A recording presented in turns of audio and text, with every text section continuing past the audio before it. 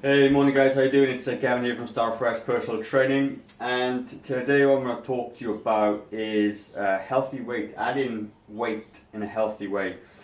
This came from a question in a Facebook group that I'm a part of. One of the people there has got some health issues and they're underweight. So they asked me to do a blog basically on how to add weight. So, like as with anything, okay, when like those of us who are overweight always desire to be thin, and what you find is that people are underweight. Not everyone, but some people desire to be a little bit have a bit more weight on them, and it could be for a whole bunch of reasons. But I'm going to obviously talk about how to add weight in a healthy way, and I don't mean going out and smashing down burgers and really unhealthy food and anything else. And if you bring it back to calories in versus calories out, if you're underweight, it's because you're simply not eating enough food, all right?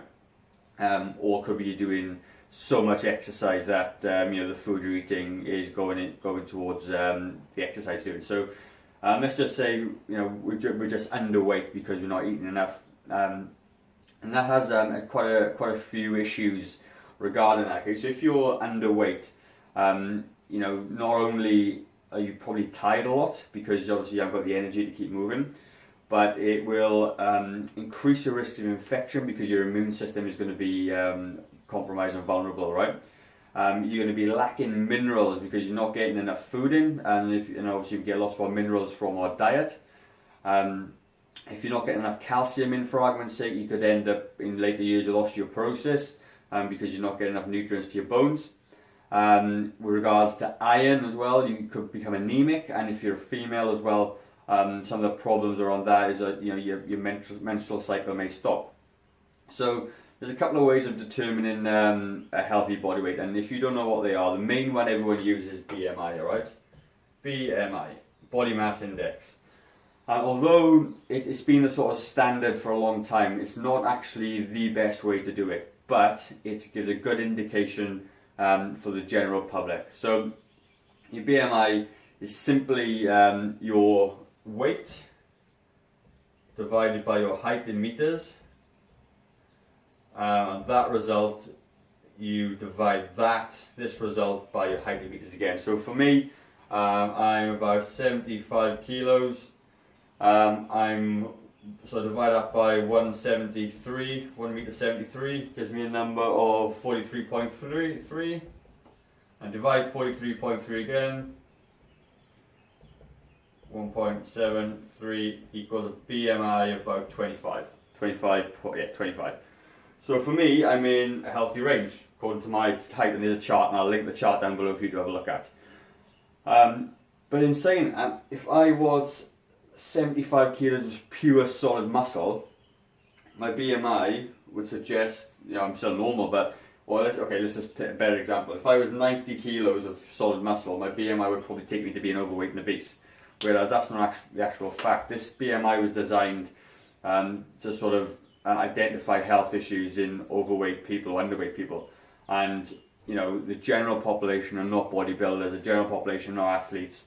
And it works really well for general population. So if you're a competitive bodybuilder or a triathlete and you do lots and lots of sports and you're really lean, probably doesn't really apply to you that much.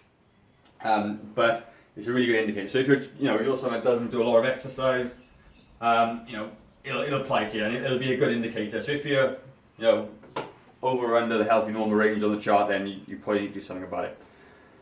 The second one is body fat, okay, body fat measurements. There's lots of ways to find how much body fat is on your body.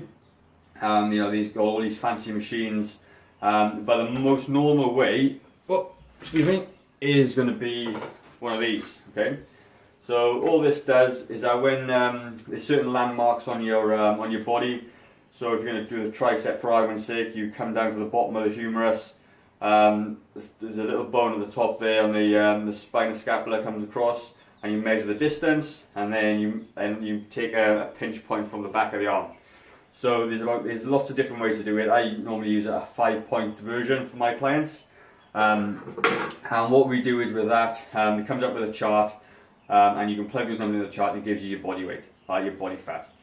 Although it's not hugely accurate, so what we tend to do is just if we're certainly measuring, we'll measure the sum of all the skin folds. So if all the skin folds in your body added up to, say, 100 millimeters, to see any sort of progress, we want to see that caliber come down.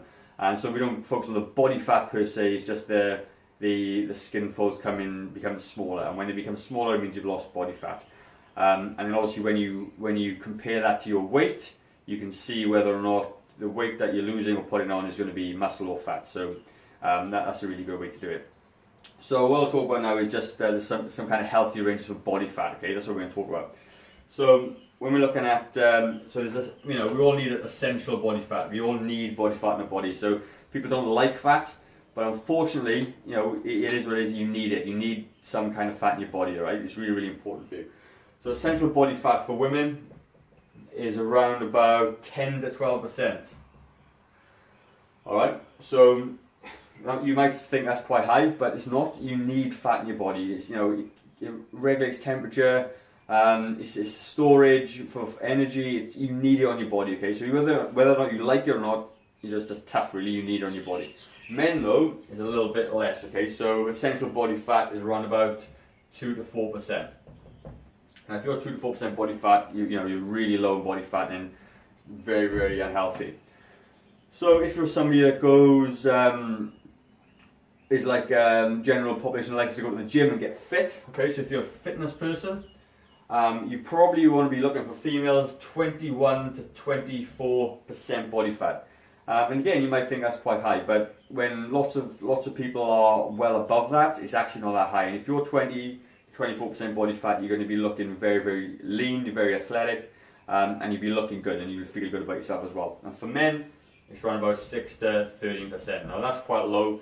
That's when your six pack is going to come out, and you're looking pretty good. And if you run these numbers, you're looking pretty healthy, looking good. So normal range for most people is going to be 20 for women, 25 to 31%, and for men around about 18 to 21ish, 21. All right, and that's probably where I am right now. I'm about the normal range, so I'm nowhere near down there. I don't really strive to be down there. I've been down there before, and I find it really hard to maintain. And I find that, a lot of flexibility in my life around food and dieting sort of goes when you come down there. It needs to be, if that's where you want to be, you need to work super hard. But here, I'm still very fit. I still look okay, I hope, anyway. And this is comfortable for me, and I'm quite happy to be there. So this is my normal range. And then if you're obese, you're looking at 32 and above for women, and above, I think it's 36 and above for, 26 and above for men. So this all comes, I got all this information from the American Council of Sport, and obviously that's the guidelines they put. Okay, so other people may have different guidelines, but to be fair, if you stick within these ranges, you're going to be doing pretty well.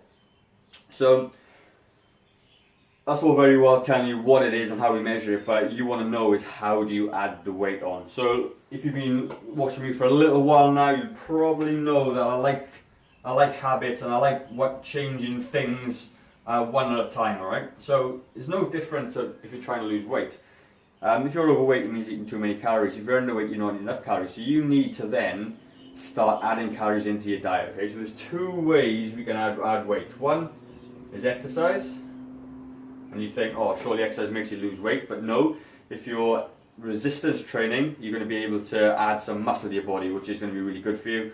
And then nutrition is going to be the main one. If you're not eating enough, you need to add meals in. So how do you do that? Well, let's just say you don't exercise at all. You need to go into the gym and start training. And what you might find is that until your nutrition is right, you're going to be tired and not going to want to go to the gym because your energy level's not there. So what I suggest you start doing is working on your nutrition first. If you say you only eat 1 or 2 meals a day, then you need to try and add another meal in. It doesn't need to be a big, massive meal. It just needs to be a small one.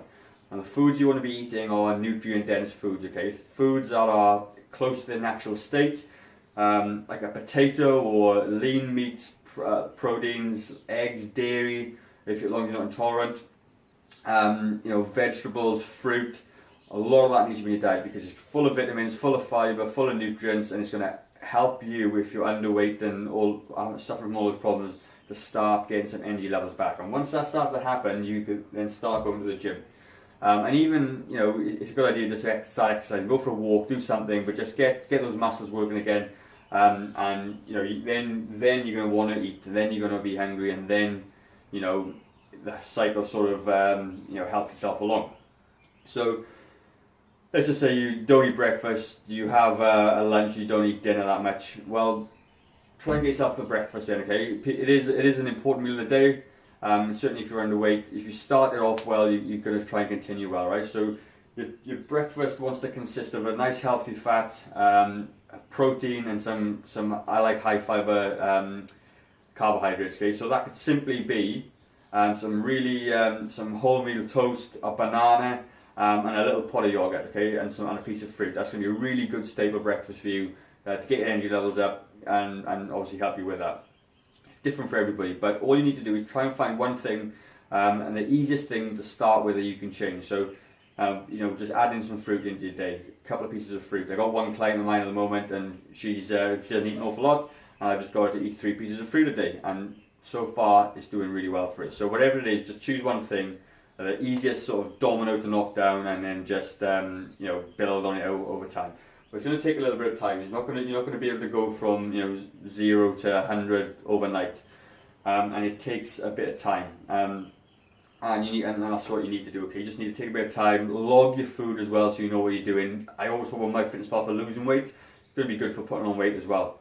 And it gives you a minimum base calories. Just hit for those calories, and then you can increase as your weight increases. Really, really important. Exercise. Okay, so we talk about resistance training. You just need to put some stimulus on the muscles, make them work a little bit harder than they have been. If you haven't been doing anything, then obviously a small minimum effective dose is going to be the way forward. So if you don't want to go into the gym and use a bunch of heavy weights, you can use resistance bands. Bear with me. Alright, so these resistance bands, okay, which I use a lot for my clients, are really, really good. You can attach handles to them, you can double them up, and they stretch you. So the further you pull, obviously the more resistance. And you can emulate any sort of exercise in the gym with those, whether it be a bicep curl or a tricep extension or a squat. You can have resistance to everything, and it's really, really important. Like I said, so with the resistance training, okay, really, really important. And like I said, even if you know, that's a bridge too far right now, so start doing some kind of exercise, whether it's walking around. Even if you're walking, you still loading up on your legs and your muscles, and still going to be working, but really try and increase stimulus using some kind of resistance. You know, the benefits of exercise are massive. You know, you don't need me to tell you what they are. You know, it's just things that maybe you can't see as well, just like increasing your bone density, because you're putting a load on the bones now, whereas before there was no load on there, and they get used to the stress that they normally do. So they'll just become accustomed to it. Like you hear the phrase, use it or lose it. Exactly the same with your muscles and bones. If you don't use it, they sort of just die off and you know, adapt to what you do. So like with everything, guys, okay, with I'm going to put a little link down below to another blog of mine, which is what is good nutrition. It's going to help you set out a proper meal and a proper plate. But essentially it comes down to, you know, there's nothing real hugely fancy about it. It's just having good portion of protein. It's going to help with muscle building, carbohydrates for energy and fiber, and vegetables again for vitamins, minerals, and again fiber. So like anything, guys, whatever your goals are, you know, make sure that your desire and your why is there. If it's a health issue, then obviously use the health issue as the big why for you, and the reason you want to do it. That's the bottom line of it, okay? But you know, whatever the reason is for you, make it really emotional, and it'll help you stay motivated down the track. So, like I say, guys, you can start afresh at any point, the time, day or night, whatever it is. Okay, start afresh right now. If you don't make a change today, how will tomorrow be any different? Cheers.